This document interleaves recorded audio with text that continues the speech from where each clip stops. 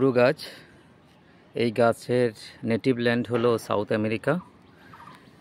কুমড়ো গাছের বিজ্ঞানসম্মত নাম কিউকারবিটা ম্যাক্সিমা।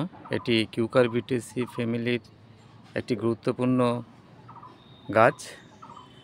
সারা বিশ্বে এই গাছের যে ফল পামকিন কুমড়ো সেটা সমাদৃত।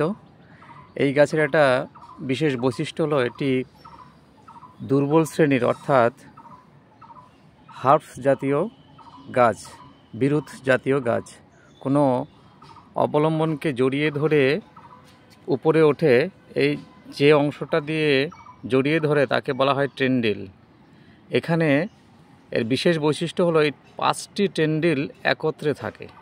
পেঁচানো যে স্প্রিংয়ের মতো অংশটা দেখা যাচ্ছে সেটাকে বলা হয় টেন্ডিল, বা বাংলায় আমরা আকর্ষ বলতে পারি।